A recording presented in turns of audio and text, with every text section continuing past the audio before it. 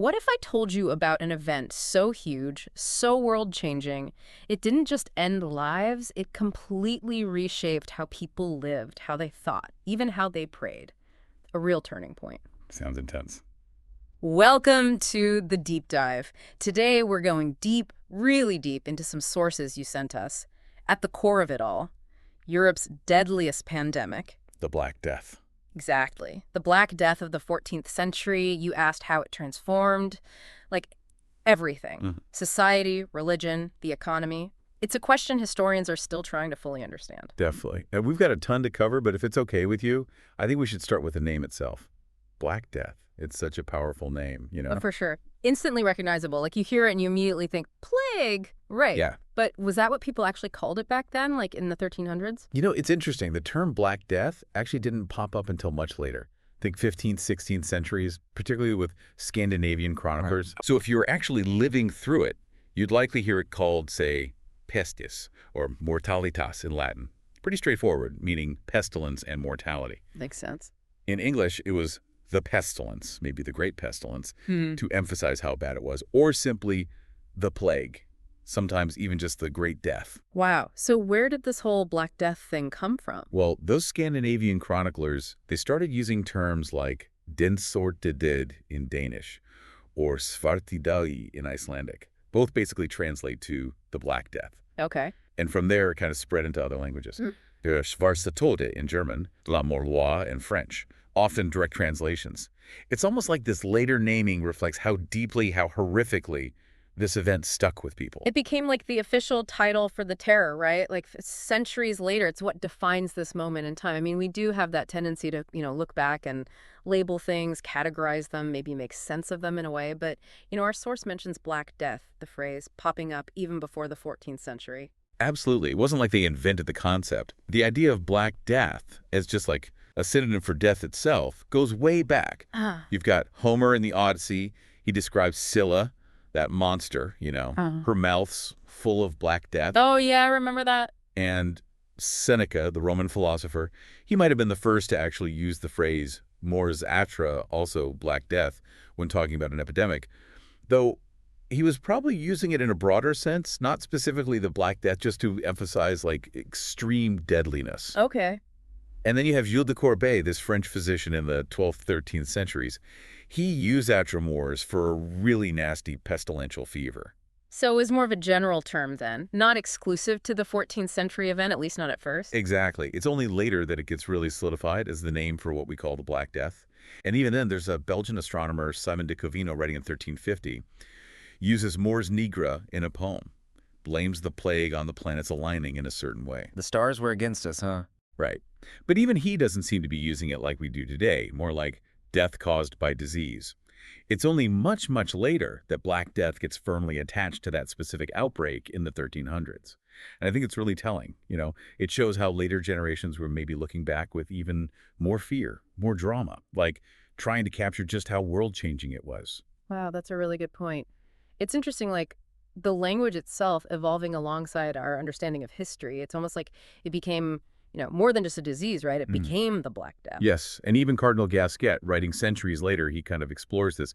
He's the one who really pushes the bubonic plague angle and actually cites a 1631 book that directly links a Tutre Mors to the 14th century event, because it was what everyone called it by then. Wow. Okay, so before we get into all the nitty-gritty, I think it's important to remember that the Black Death, terrifying as it was, wasn't Europe's first rodeo with widespread disease. Right. It wasn't some totally unique, out-of-nowhere event.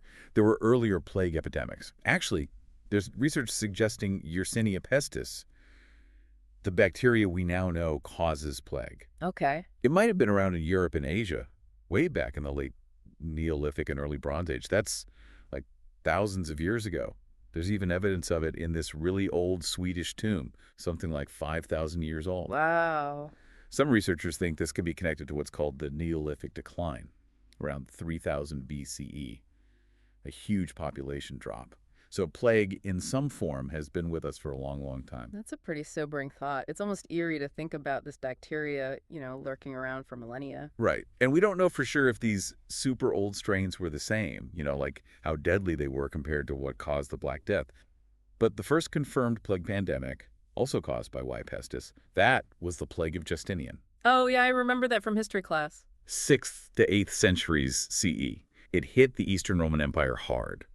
What's cool is that around the same time, you see these early Chinese descriptions of malignant buboes, which are like the trademark swollen lymph nodes of plague. Interesting. Some historians think these could be linked to the Justinian plague, spreading eastward along trade routes. So, as bad as the Black Death was, it fits into this much longer, kind of scary history of plague. Wow. It really reframes the whole thing, doesn't it? Okay, so let's move on to the cause of the Black Death. Our sources talk about an early theory, which honestly sounds pretty out there, and then the modern understanding. Yeah, so in the 14th century, obviously, they didn't have the same scientific knowledge we have today, so their explanations often involved the cosmos. The medical faculty of Paris, which was like the big medical authority back then, issued this report, blamed the plague on a specific planetary alignment, Saturn, Jupiter, and Mars, all in Aquarius. Makes sense. Fits right in with the miasma theory that was popular back then. You know, the idea that diseases were caused by bad air, like literally bad smells. Right, the air was poisonous or something. Exactly. It does sound very medieval, you know? But what about the scientific explanation we have now? What do we know caused the Black Death? Today, most scientists agree that Yersinia pestis is the culprit. This bacteria naturally hangs out in fleas that live on rodents, things like marmots. Lots of them in Central Asia. Okay. And the theory is that climate change in Asia might have pushed these rodents closer to where people lived, which made it easier for the disease to jump to humans. Gotcha. So how does it actually go from those rodents to people? So the main spreader, the one to really blame, is the oriental rat flea. Xenopsilla chiopus, if you want to be fancy. This flea bites an infected rodent. And the Y. pestis bacteria starts multiplying like crazy inside the flea's gut. Yuck. Yeah, not pretty. And eventually it blocks the flea's gut. The flea can't eat properly, so it gets super hungry, super aggressive. Oh, no. And when it tries to feed again, it basically vomits this mass of bacteria right into the bite wound. That's how it infects a new host, be it another rodent or, unfortunately, a human. Oh, that's horrible. But at least we actually understand it now, right? Right. The actual bacteria, Y. pestis, was first identified in 1894 by Alexander Yersin. He was working on a plague outbreak in Hong Kong. Okay. Then, in 1898, this guy named Paul Louis Simon, he figured out this whole flea transmission thing. Like, the bacteria is basically a plug in the flea's throat, and when it tries to eat again, it spits the bacteria out. Pretty nasty, but very interesting. And get this, in 2010, researchers were able to extract DNA and RNA from the teeth of skeletons found in mass graves all over Europe. Yep, definitely Black Death victims. And guess what they found? Y. pestis. Bingo. They even confirmed this in 2011 with more evidence from victims in London. And then, in the same year, they did the first draft genome of Y. pestis from those London victims. Turned out, the Black Death strain is like the great-granddaddy of many modern plague strains. Wow. It's amazing how they can get that kind of information from DNA. It's like time travel for scientists. Totally. And there's more. Later research has shown that the Black Death strain is related to both the older Justinian plague and the Third Plague pandemic in the 19th century. They've even found older prehistoric plague genomes showing how far back it goes. That's incredible. And wait, didn't they find a connection to modern-day strains of plague, like in our time? You're right.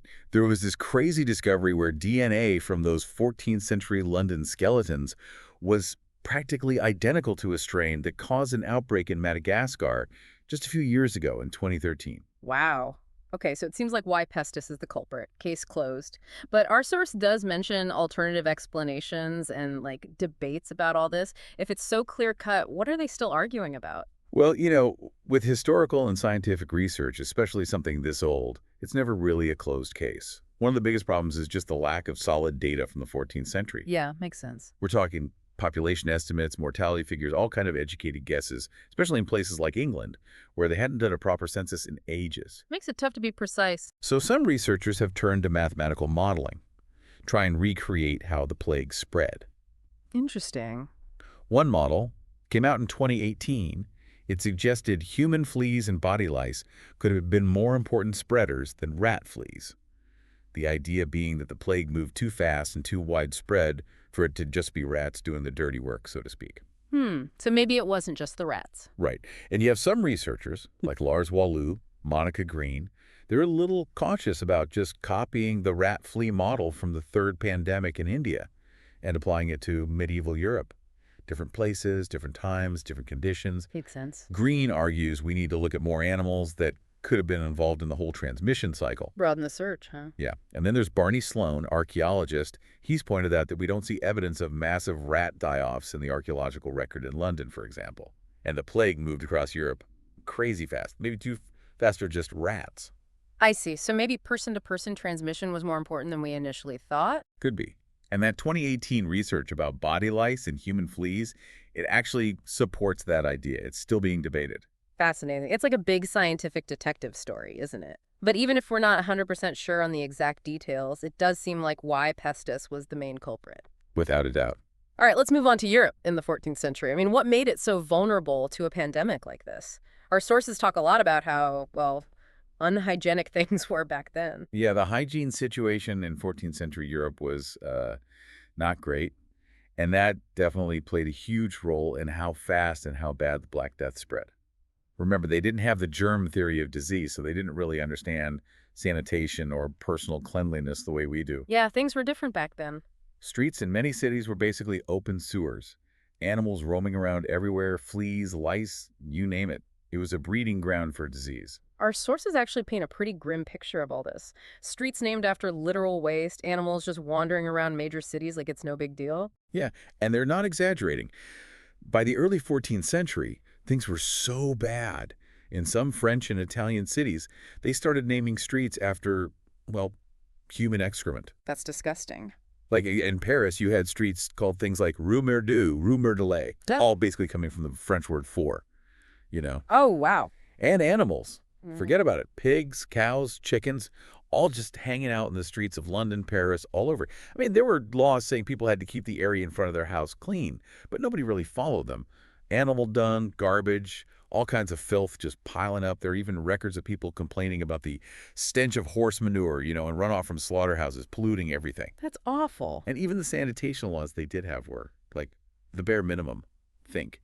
Shouting, "Look out below," 3 times before dumping your chamber pot out the window into the street. Oh, no. Seriously. It's almost funny how ineffective it was. They just didn't understand the importance of hygiene the way we do.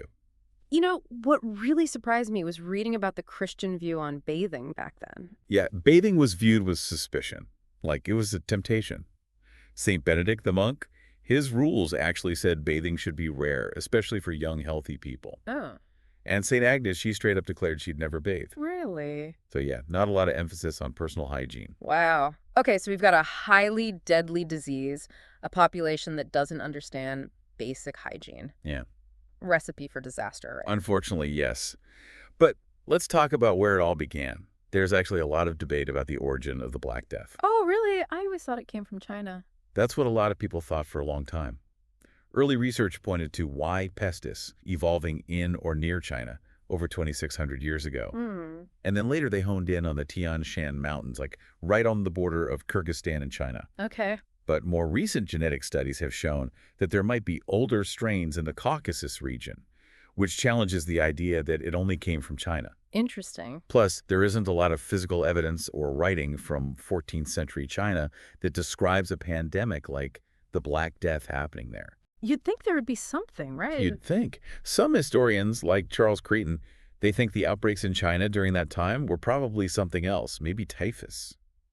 And the really bad plague outbreaks they do have records of seem to have happened after the Black Death had already ripped through Europe. Huh. Like the earliest clear descriptions of bubonic plague in China don't really show up until the 1640s. So the China theory is not so solid anymore. It's definitely being questioned.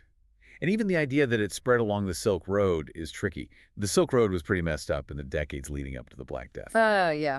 That makes sense. And then you have these Nestorian Christian graves near Issyk-Kul in Kyrgyzstan, dated 1338, 1339. The inscriptions on the tombstones actually mention a pestilence. So like right before the Black Death hit Europe. Right, and they've actually found Y. pestis DNA in those graves. But most historians think this was the localized outbreak, not the origin point. There are lots of different theories now. Some say it started closer to Europe, maybe Kurdistan or near the Caspian Sea. Some say it was multiple strains of Y. pestis circulating at the same time. So like a perfect storm of plague. Right. And then there's the demographic data. Yes, China's population took a big hit between 1340 and 1370, but it was probably more due to warfare and famine than plague. Interesting. So the exact origin is still a mystery. But once it hit Europe, we have a pretty good idea of how it spread. Okay, tell me everything. So the general thinking is that it started in 1347 in this Genoese trading port called Kaffa. It was in Crimea on the Black Sea. Okay. Now, Kaffa was under siege by the Mongol Golden Horde, and their army was being ravaged by some disease. Oh, no. Some accounts say the Mongols actually catapulted the bodies of their dead over the city walls to try and infect the inhabitants. Oh, that's awful. Like early biological warfare. Yeah, pretty gruesome. Though it was probably also spread by infected rats, just running across the siege lines. Makes sense. So as the plague spread through Kaffa, those Genoese traders, they panicked and fled across the Black Sea. They ended up in Constantinople, the capital of the Byzantine Empire, in the summer of 1347. Not a good time to be in Constantinople. Not at all. A huge part of the city died, including the Byzantine emperor's son. The emperor himself, John VI, Count of Cusanos, he even wrote about it. Really? Yeah, and his description is super similar to Thucydides' account of the plague in Athens, centuries earlier. He even talked about how it spread by ships. Wow. That's fascinating. And from there, it just exploded. It followed the trade routes. From Constantinople, it hit Sicily in October 1347 and then spread across the whole island. By January 1348, it was in northern Italy, Genoa, Venice, Pisa, all thanks to those Genoese trading ships. And then the rest of Europe was next? Exactly. From Italy, it went northwest, France, Spain, Portugal, England, all by June 1348. Then it just kept going east, north, Germany, Scotland, Scandinavia by 1350. Hit Norway in 1349 when this ship, full of sick people, landed near Bergen. Then it was northern Russia in 1352, Moscow in 1353. It's like the Black Death followed the roadmap of trade and interconnectedness, and it just wiped out everyone in its path. Yeah, it's a pretty terrifying reminder of how connected even the medieval world was. But our source also mentions some parts of Europe were less affected. Why is that? That's right. Places that weren't as involved in trade, like parts of the Basque Country, Belgium, the Netherlands, even some remote alpine villages, they were kind of spared, at least initially. So isolation was a good thing back then? In this case, yeah. There's also the theory that in some places, the weather was bad for the plague-carrying rodents, so the fleas had to find other hosts, maybe humans, leading to smaller, more localized outbreaks. That makes sense. And then there's the whole thing about malnutrition. Many people were already weakened, which made them more susceptible to the disease. Yeah, that makes sense. Like, the worst outbreaks in Europe often happen during the summer in the Mediterranean when it was hot, and during the autumn in the Baltic region when it was cooler. And that lines up with when fleas are most active. So yeah, weather, trade, pre-existing conditions, it all played a role. And it wasn't just Europe. It also ravaged West Asia and North Africa. Right. While all this was happening in Europe, the plague had already made it to Alexandria in Egypt by the autumn of 1347. Likely came from Constantinople on ships. I see. And then by late summer 1348, it hit Cairo, the capital of the Mamluk Sultanate. Massive city, cultural hub, the whole works. And it caused chaos. There are descriptions of the Nile River being choked with bodies. Oh, Even the bummer. Sultan had to flee. And this historian, al-Makrizi, he wrote about the gravediggers and people doing funeral rites, just overwhelmed by the sheer number of dead. It's just unimaginable. And Cairo was hit hard again and again over the next 150 years. From Egypt, it went east to Gaza, Damascus, Aleppo, all by the end of 1347. In just 2 years, it was pretty much everywhere in the Islamic world. From Arabia to North Africa, it also went west along the North African coast, Tunis by April 1348, then Morocco. Wow. Even Mecca was infected in 1348 because of all the pilgrims coming for the Hajj. By the 1350s, it was in Yemen, and it spread to major cities like Mosul and Baghdad. The impact on those regions was devastating, just huge population loss and long-lasting economic and social problems. So it really was a global pandemic, wasn't it? I mean, we've talked about the spread, but what did it actually feel like to have the Black Death? What were the symptoms? Well, the accounts from back then are all over the place. Some are super graphic, some are vague. They didn't really understand what was happening, but there are some common signs. Usually it started suddenly. High fever, bad headaches, pain in the joints, nausea, vomiting, and just this overwhelming feeling of being sick. And if you didn't get treatment, which most people didn't, the chances of dying were really high. Something like 80% of people died within 8 days of getting sick. 8 days. That's terrifying. Yeah, it was brutal. The most well-known symptom, the one everyone pictures, is the buboes. Boccaccio, the Italian writer, He called them gavociolos when he wrote about the plague in The Florence. gubos, yeah. These were really painful swellings in the lymph nodes, usually the groin, neck, armpits. Hmm. They could get as big as an apple, filled with pus, blood. Sometimes they'd even burst. Awful. Boccaccio described them as a sure sign of death, which back then they pretty much were.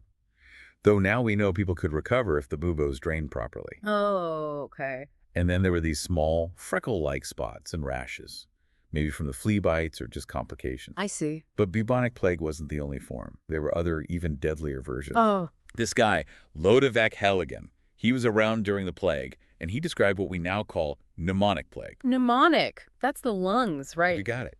It was a lung infection, breathing problems, chest pain, fever, and a cough that started with blood-tinged sputum, but then became like bright red and free-flowing. That's scary. It was. And it killed even faster than the bubonic form, 90 to 95% mortality rate. And then there was septicemic plague. Septicemic, what's that one? That's when the bacteria gets into your bloodstream. Super rare, but almost always fatal. Mm. High fever, and these purpur patches on the skin called purpura. Basically, your blood clots all over your body. That's horrible. And in these forms, the septicemic and pneumonic, sometimes the buboes didn't even have time to show up before people died. It was that fast. God, it's just awful. But it makes sense now, reading those historical accounts, why they thought it was the end of the world. Well, absolutely. So, we've talked about the name, the origins, the spread, the symptoms. It's time to tackle the big question. Right. How did the Black Death change things? Yeah. Let's start with the obvious, the deaths.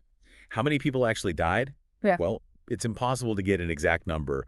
Records were messy back then, and the death rate varied a lot from place to place. Makes sense. But current estimates say the Black Death probably killed between 75 and 200 million people across Eurasia. That's just mind-blowing. It really is. And there was this cool study in 2022 where they analyzed pollen from all over Europe. What they found was that the impact was super uneven. Some areas were hit way harder than others, like Scandinavia, France, Western Germany, Greece, Central Italy. Yeah. Those places had really high death rates. But then you have Central and Eastern Europe, Iberia, Ireland. They seem to do a bit better. It challenges the idea that the Black Death was equally bad everywhere. That's interesting. So different regions experienced it differently. Exactly. But overall, in Europe, it's thought that between 25% and 60% of the population died. Even Pope Clement VI, back in 1351, he had his people estimate the deaths in Christian Europe. They came up with almost 24 million, which is about 31% of their population at the time. That's a huge number. Huge. And some chroniclers, like Jean Froissart, he even wrote that a third of the world died. Of course, we know that's not literally true, but it shows how people felt at the time. Yeah, the world must have felt like it was ending. And modern historians have come up with some pretty high numbers, too. Oli Benedictau, he thinks it was as high as 60% in Europe overall, but some places maybe even losing 80% of their people. 80%, that's almost everyone. Right. It's hard to even imagine. Another historian, Philip Dayleader, he thinks it's about 45 to 50% across Europe during the worst 4 years. But he says the Mediterranean region probably had it worse, maybe 75 to 80% mortality, while Germany and England were a bit lower, around 20%. Okay, that's still a massive number of people. Absolutely massive. And because so many people were dying, they had to dig these huge mass graves. Some of them have thousands of skeletons, and archaeologists are still learning a lot from those graves. I bet. Also, the death rate during the Black Death was way higher than in later plague outbreaks, like the ones in the 19th and 20th centuries. Really? Yet, during the Black Death, cities were hit especially hard. The death rate in some cities was as high as 50%. Like in Paris, about half of the 100,000 people living there died. Florence lost a ton of people, too. Cities like Hamburg and Bremen, they lost at least 60% of their population. That's just devastating. London probably had a similar death rate, maybe around 62,000 people. In Florence, there are tax records that suggest 80% of the people died in just 4 months in 1348. 4 months? That's incredible. And tons of smaller towns in Germany were abandoned because so many people died. But, like we talked about before, some areas like Flanders, Hanau, Finland, northern Germany, parts of Poland, they didn't have it as bad. Okay. Also, religious orders were hit really hard. Monks, nuns, priests, they were caring for the sick, and they died in huge numbers. And it's pretty certain that Eastern Europe, including Russia, had a similar experience. But there are even fewer records from those places. So it's hard to know for sure. Exactly. There's this one guy, Raimundo Chamel Divinario. He was a physician for the Pope in Avignon during some later plague outbreaks. Okay. He noticed that the death rate was actually lower in those later outbreaks, like in the 1360s, 1371, 1382, and it was mostly children dying in those later waves. Interesting. Yeah. He also realized that bloodletting, which was a common treatment back then, didn't work at all. And like a true man of his time, he thought the plague was caused by, bad planetary alignments. The stars again? Right. Some cities, like Florence, they didn't get back to their pre-Black Death population size until the 19th century. It's insane. And there's this chronicler, Agnolo Dutura from Siena. He wrote this really vivid account. What did he say? It's heartbreaking. Total social breakdown, people being buried in mass graves, families abandoning each other because they were so scared, so many dead that there was no one left to mourn them or bury them properly. And the Middle East was hit hard too. They probably lost about a third of their population. Egypt lost maybe 40%, and Cairo's death rate was somewhere between 33 and 40% in just 8 months. 8 months? That's just unbelievable. And Cairo never really recovered. It had a smaller population, and its influence declined after the Black Death. So it wasn't just the immediate deaths, it had long-lasting consequences. But, shifting gears a bit, how did this mass death affect the economy? Well, imagine this. Suddenly, there are way fewer people to do all the work. Every job, every field, short on workers. So what happens? Wages go up. Makes sense. Supply and demand. Exactly. The surviving workers, they could demand more money because they were so valuable. Sounds good for the workers, at least. In some ways, yeah. But in other ways, not so much. Because land was less valuable, with fewer people to farm it, rents went down in some places. Mm-hmm. And even though wages went up for some, prices for everything went up too, because there were fewer goods and services available. Inflation. Exactly. So a lot of workers didn't actually end up better off. I see. Landowners, they had a tough time. They needed workers, but there weren't enough. So they started changing how things worked. Instead of demanding labor from their tenants, they started offering money, rent, instead of forced labor. Interesting. And the authorities, they had problems too. It was hard to collect taxes with fewer people to pay them. Plus, a lot of land was just abandoned, so it wasn't producing anything.